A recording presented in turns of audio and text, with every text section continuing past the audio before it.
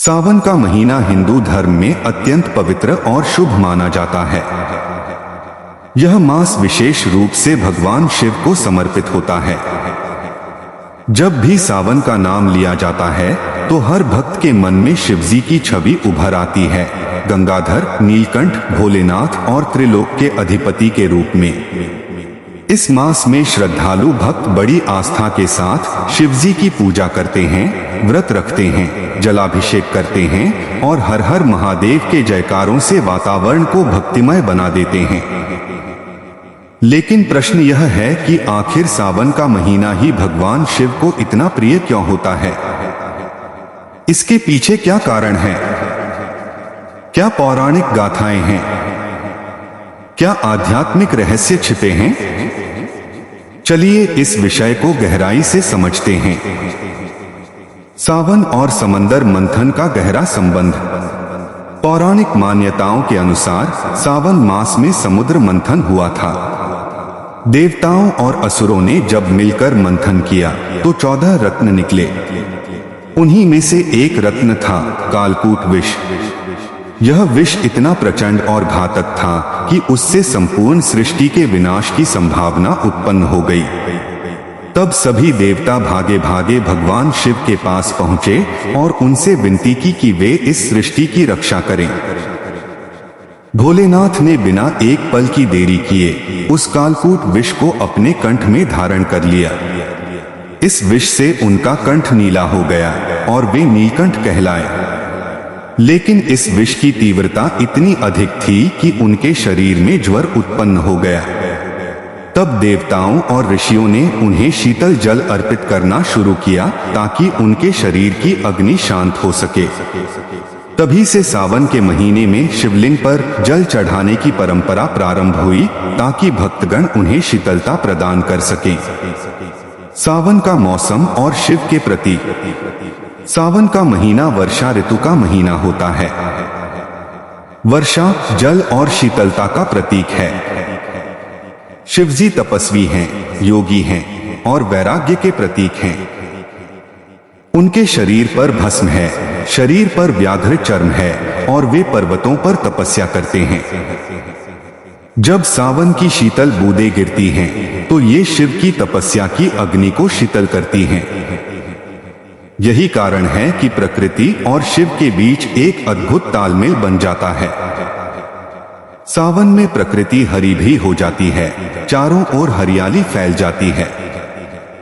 यह हरियाली भी शिव की प्रिय होती है क्योंकि वे प्रकृति के रक्षक हैं। वनस्पति, पशु पक्षी, नदियां, पर्वत सभी शिव की उपासना का भाग हैं। शिवलिंग पर बेलपत्र, आक, धतूरा आदि चढ़ाना इसी प्रकृति प्रेम का संकेत है।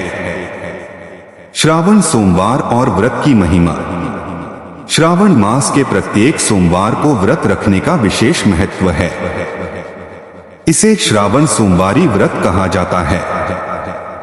इस दिन शिव भक्त उपवास रखते हैं, मंदिरों में जाकर पूजा अर्चना करते हैं और भगवान शिव का रुद्राभिषेक करते हैं। मान्यता है कि जो श्रद्धालु श्रावण के सोमवारों को विधिपूर्वक व्रत रखता है उसकी सभी मनोकामनाएं पूर्ण होती हैं।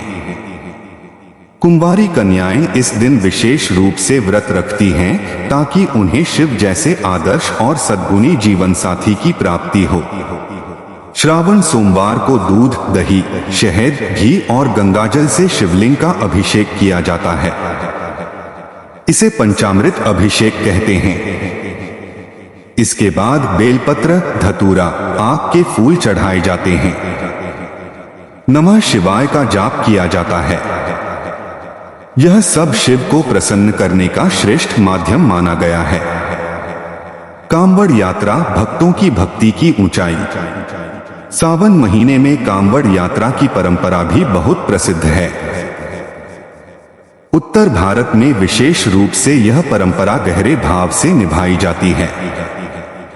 लाखों कांवड़िए गंगाजल लेकर शिव मंदिरों की ओर निकलते हैं और पैदल यात्रा करके भगवान शिव का अभिषेक करते हैं। इस यात्रा को कांवड़ यात्रा कहते हैं। यह शिव भक्ति की पराकाष्ठा है, जहां भक्त कठिन रास्तों से गुजरते हुए भी बोल बम के नारों से वातावरण को गुंजायमान करते हैं। यह यात्रा केवल एक धार्मिक प्रक्रिया नहीं, बल्कि आत्मशुद्धि का मार्ग भी है। भक्त कांवड़ उठाते हैं, गंगा से जल भरते हैं और 100 किलोमीटर से भी अधिक की यात्रा करते हैं। उन्हें बीच रास्ते में जल को नीचे नहीं रखने का संकल्प लेना होता है। यह तपस्या, संयम और भक्ति का प्रतीक है, ठीक वैसे ही जैसे भगवान शिव स्वयं योग और तपस्या के प्रतीक हैं। शिव के विविध रूप और सावन में उनके अनुभव। भगवान शिव केवल एक रूप में नहीं, बल्कि अनेकों रूपों में पूजे जाते हैं। कभी वे अर्धनारीश्वर हैं, कभी नटराज, कभी भैरव, तो कभी नीलकंठ।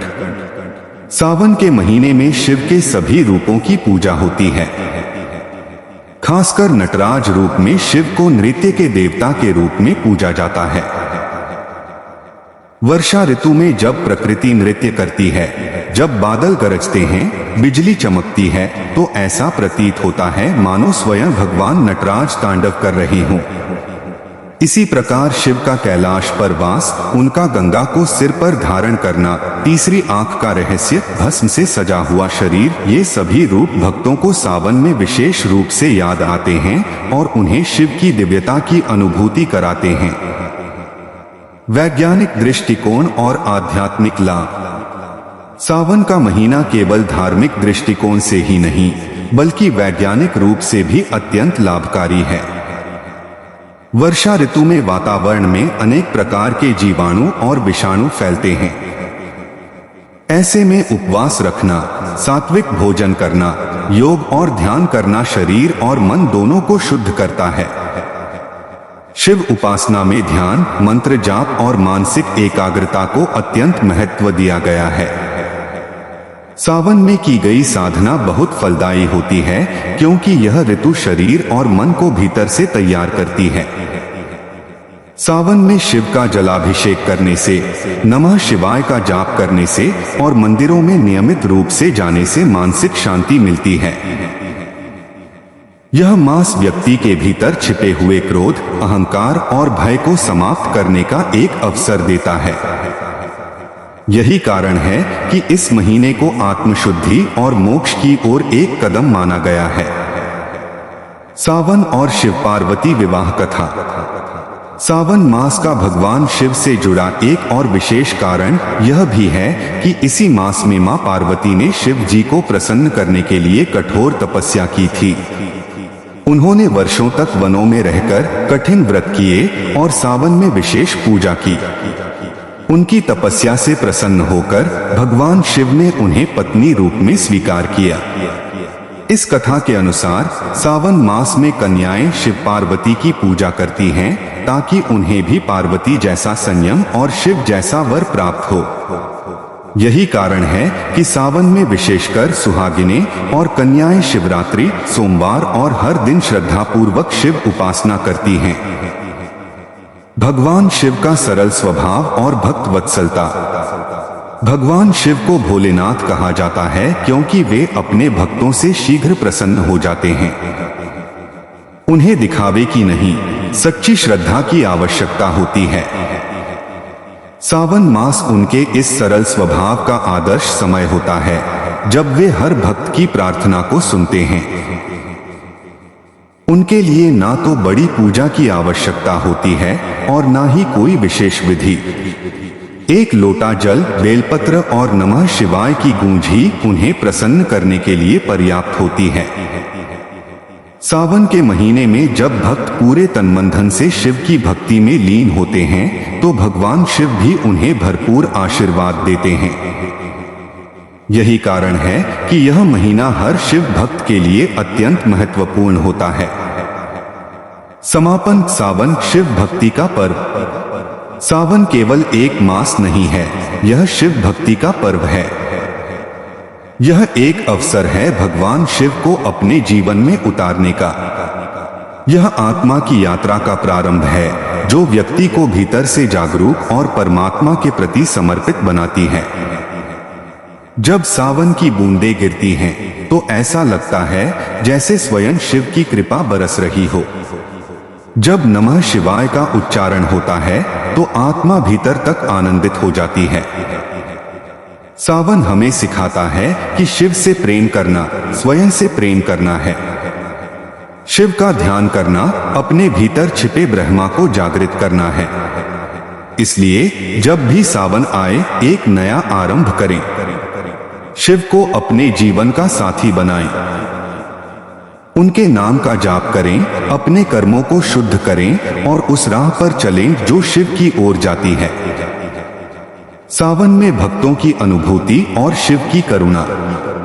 सावन का महीना केवल पूजा पाठ या धार्मिक अनुष्ठानों का ही समय नहीं होता, बल्कि यह एक ऐसा अवसर होता है जब लाखों भक्तों की आत्मा एक साथ शिव से जुड़ती है। मंदिरों में होने वाली आरती, हर हर महादेव के जयकारे, शिव पुराण के पाठ और शिव तांडव स्तोत्र की गूंज से संपूर्ण वातावरण दिव्यता से भर जाता है। यह महीना एक ऐसा अनुभव बन जाता है जो न केवल श्रद्धा से जुड़ा है, बल्कि आत्मा की गहराई से भी। कई भक्त मानते हैं कि सावन में की गई प्रार्थनाएं सीधे भगवान शिव के कानों तक पहुंचती हैं। क्यों? क्योंकि यह वही महीना है जब शिव स्वयं भक्तों की पुकार सुनने के लिए और अधिक सन्निकट हो जाते हैं। उनकी करुणा, उनकी सहजता और उनका प्रेम इस महीने में चरम पर होता है। वे छोटे से छोटे प्रयास को भी स्वीकार कर लेते हैं और अपने भक्तों को उस पुण्य का फल अवश्य प्रदान करते हैं। धार्मिक दृष्टिकोण से शिवलिंग पर जल चढ़ाने का महत्व।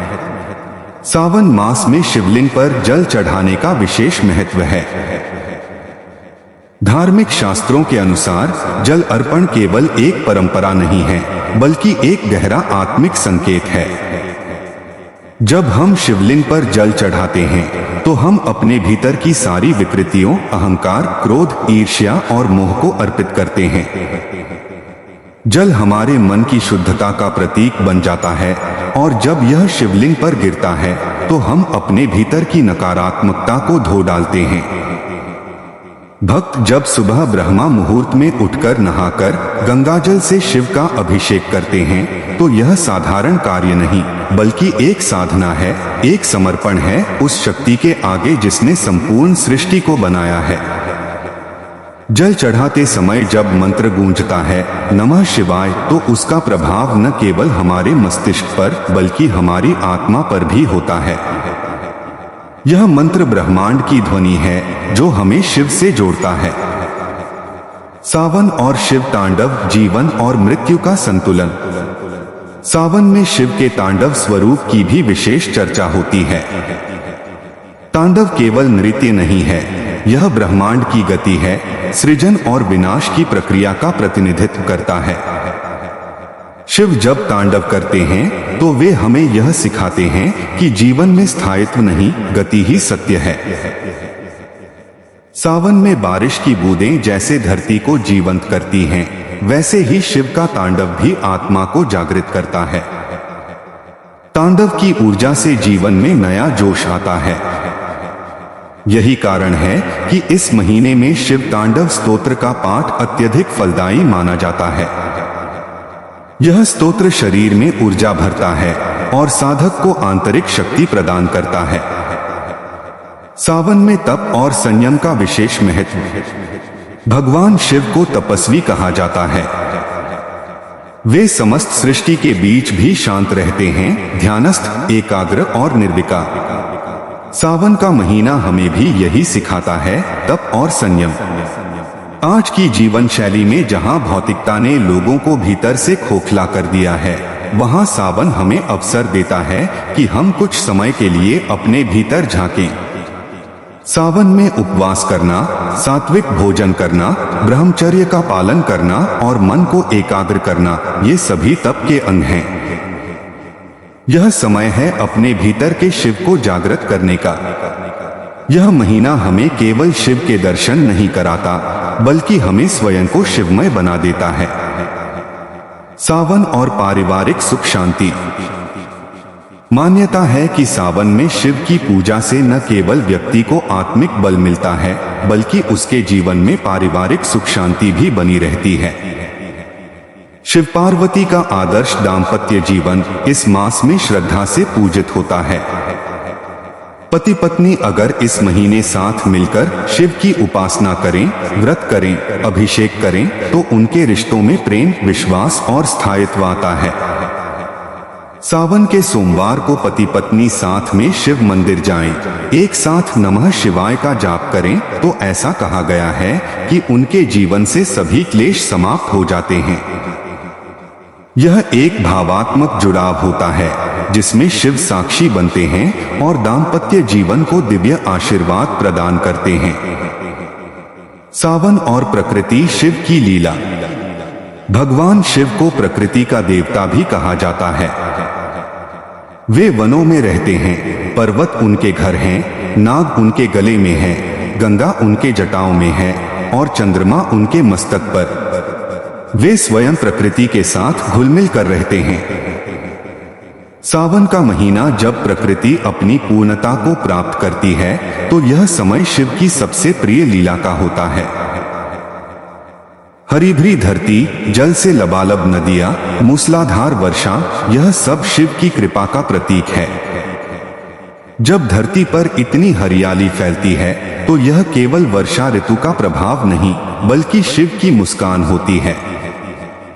शिव अपने भक्तों को जीवन देने आते हैं सावन के रूप में। निष्कर्ष, सावन का महीना केवल कैलेंडर की एक तारीख नहीं है, यह शिव के प्रेम में डूब जाने का एक आध्यात्मिक उत्सव है।